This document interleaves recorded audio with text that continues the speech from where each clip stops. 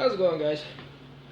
So, I just wanted to make a short little video to share my 2 cents about just something that I've noticed in the community lately, the Slingshot community, and I don't mean like the website specifically. I mean, Slingshot forums, Slingshot community, Facebook pages, collectively. Um, I've noticed that people have wanted to legitimize. I call it our hobby. Some people call it a sport, into a legitimate organized sport. Obviously, there exists tournaments and that sort of thing in the UK. There's actual like competitive level slingshot tournaments where people can earn actual medals and all kinds of different silverware and that. So it's more than recognized over in the UK. But I've noticed in the last little while people talking about getting it into like an Olympic sport. To where it would be, basically, like I said, organized. I have a couple of objections to that. Now, first off, I guess I'll just clarify that I don't have anything against people unifying and having tournaments and having, organized shoots and things like that. The problem, I think, exists in legislation and regulation that happens with what seems like every other shooting sport, and it is sickening. Where I live in Canada, I think, without going off about it, I think it's relatively unacceptable how difficult it is to acquire firearms for sports use. People would can agree with me or disagree with me. I don't really care. I've come to that conclusion on my own. We just simply don't have the social climate that people would think we would for large-scale violence or things like that. That I don't think that the introduction of reduced regulations and legislation on sporting weapons, like for example, single shot 22s in like rimfires, single shot or double barrel shotguns. These are all implements that can be used for target shooting and farm purposes. That I think that having to go full tilt and get a full blown license is a bit excess for. Now, without delving into that topic on its own, because this is meant to pertain to everybody, not just me in Canada, or people in Canada rather. What I mean by all that is that that's just here in Canada, which we still can get guns of virtually all kinds. It kind of surprises my American friends sometimes because they think we can't get guns or that it's really, really hard. It's really not that hard. It's just harder than I would like for it to be. But there's other places like Australia and in the UK, certain guns that they can't have. I don't know exactly what the ownership process is like that there. But my point is that it's already difficult enough to acquire and use anything with relatively decent power for hunting purposes or recreation, other than, say, bows. For some reason, bows seem to have slipped through some kind of weird loophole where people are just okay with bows and it doesn't matter, bows can do no harm. I'll give you a quick anecdote and then I'll move on. Here in Canada, about maybe 2 years ago or so, when I post this, I'll do a Google search, find the article, and post it in the description. I won't forget to do that. There was a guy who killed, I believe it was his mother and his 2 brothers, or something along those lines. I believe it was 3 people that he killed with a crossbow here in Canada that he bought. Here in Canada, you can buy a crossbow legally. All you have to be is 18 and like have a piece of photo ID that shows you're 18. You buy a crossbow, no registration, no nothing. I think that's ridiculous because crossbows are absolutely as lethal as rifles in virtually every way, except that they don't have the capacity to be loaded with multiple shots rapidly. Now, why I bring that up is because crossbows are absolutely deadly. They're virtually unregulated. You could get one. I could go pick one up right now at a hunting shop here with just, like I said, a piece of ID being 18 or being over 18, and I could go commit any number of atrocities with it if somebody were so sick and inclined.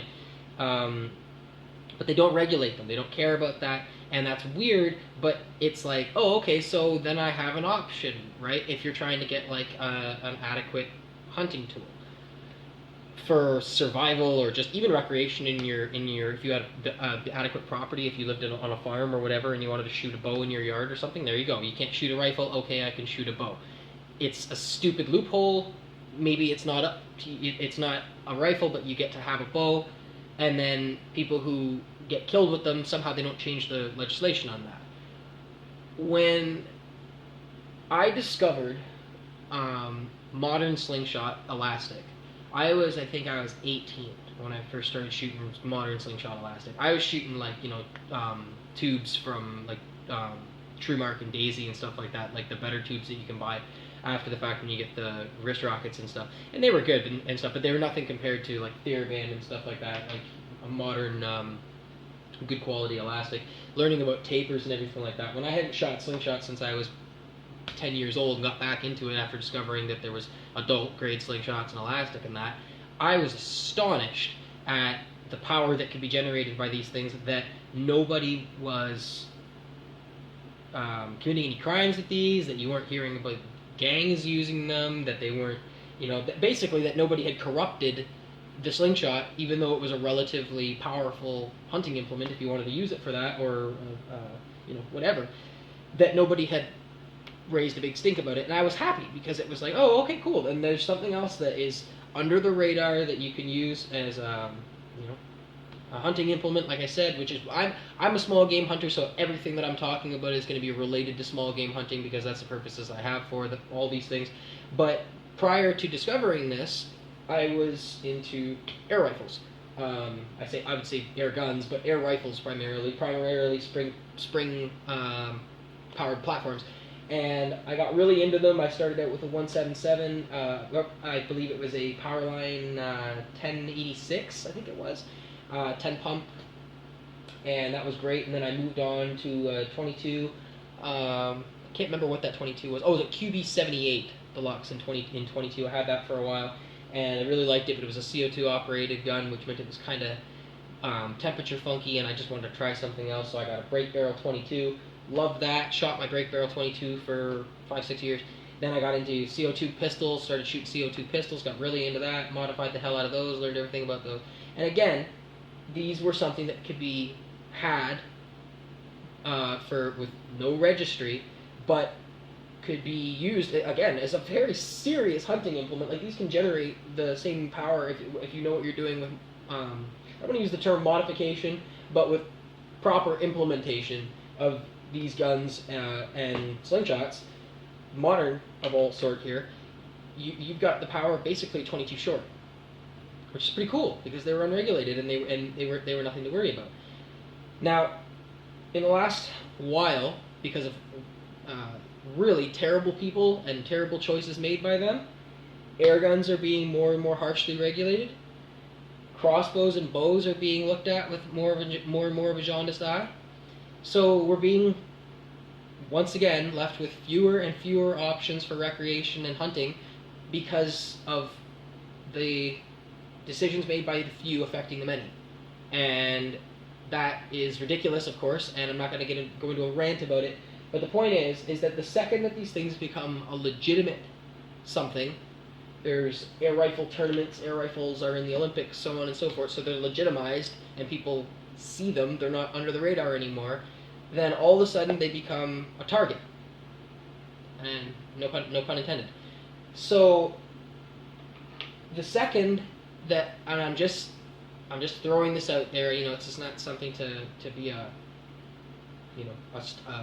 in stone statement or anything, but there's a video on YouTube of Jurg Sprave, from the Slingshot channel, and he compares. He's with Nathan Masters from Simple Shot, and he compares a variety of handgun calibers to a really, really crazy overpowered slingshot that only a Hulk like him with that massive band set, and I think he was using like 50 caliber lead slugs or something ridiculous like that, but that only he could manage and fire. But what they found was that this thing had more energy than, I think it was a 44 Magnum was the only thing that beat it. Like it was beating, it beat the hell out of a 22, beating a 9mm, beat a 45, and then I think they tried it against the 44, and the 44 just beat it by a hair, or it beat the 44. I don't even remember, but it was amazing that it was beating handgun calibers, and of course, again, ridiculously overpowered set that, as slingshot shooters, we all know he couldn't be walking out in the woods with that thing. I mean, maybe he could.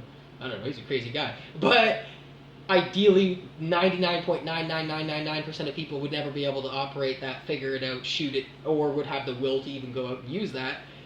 But if some feeble-minded, judgmental, liberal journalist got their hands on the phrase, or quote, slingshot elastic capable of matching power of handgun calibers,